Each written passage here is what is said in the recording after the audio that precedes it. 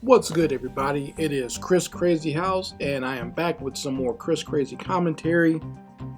This is just a thoughtful video. It's not about any story in particular, but it is something that has been on my mind recently with all the stories that have been going on surrounding AI artwork and just the lawsuits or the discussion as to whether AI art is actually artwork. It all has confirmed to me things that I have been thinking for years now, and that is that no one cares about the artists themselves. And what I mean by no one cares, I mean the general public. They really don't care about the artists themselves. They care about the art in the end result. They don't really care about what goes into making the artwork. They don't care about the time that you put in. They don't care about the creativity that goes into creating a certain type of artwork. They just really care about the end result. And when they get the end result, they usually just either want more or they kind of leave it by the wayside and go on to something else. And this is something that I feel that artists have to understand and have to really internalize this, but not let it discourage you or stop you from doing your artwork. Okay, you need to find a reason for doing what you do that doesn't have to do with the gratification of other people appreciating you for creating it. Okay, so that if you are to find a reason for doing artwork, let it be something that is internal and as it is within yourself. Don't let it be, oh, people are really going to love it that I spent all this time on this comic book or this animation or writing this story or producing this film or making this music. That's not, people don't even think about things like that. Most people who consume art in all of its forms don't think about the time or energy that it takes to create these things. All they care about is the content in and of itself. Okay, and I understand this. This is something that I discovered more so when I got older and I became an adult and I actually started going to art school. Like, I would watch certain animated content and I was looking at, like, just for me watching that animated content, I could tell the amount of work that was put into that work. Now, once I got an idea of how animation is actually done, I could tell how much effort and energy was put into it.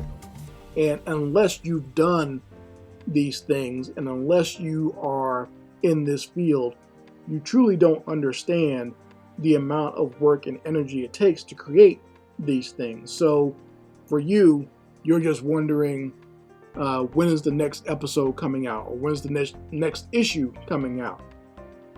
So it almost seems like it goes back to something that artists always laugh about. Like, if people think that there's some magic button that we push or we pull some sort of lever and the art just kind of pours out somewhere else on the other end of a machine. That's what they think of it as. So they don't really understand the time-consuming effort that it takes to create this artwork. And when I see the reactions that a lot of AI artwork gets,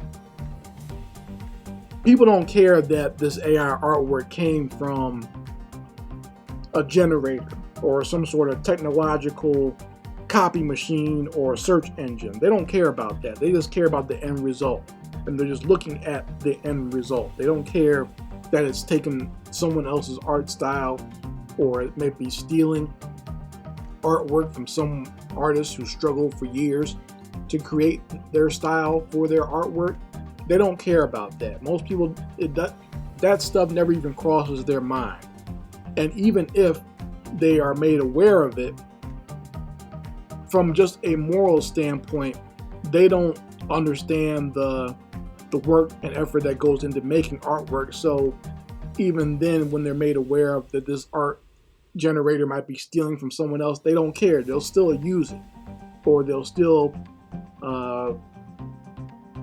post it somewhere else and will pass it off as real artwork, because for them it's all one and the same anyway, right? There's nothing, they don't really consider what an artist does as something special.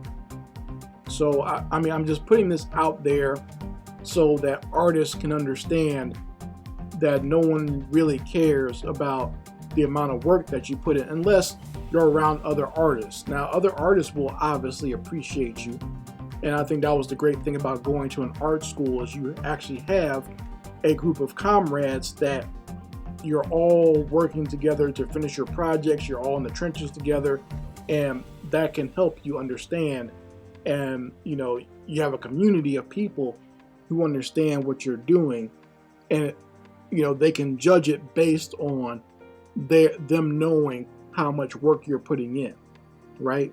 So like when I used to go to film festivals as well, I would always get a lot of love and appreciation from the other filmmakers, because they knew just how hard it was to organize and do a live action film.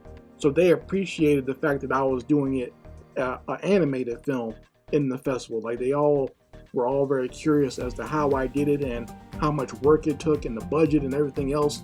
So when you get around other artists, you can actually talk the jargon of what you're doing in that field or whatever that art form is.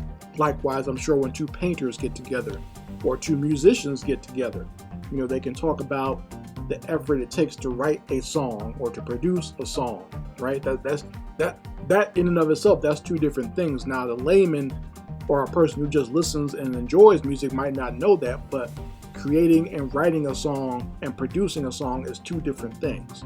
So but like I said, most people don't care about that, but the artist will appreciate it.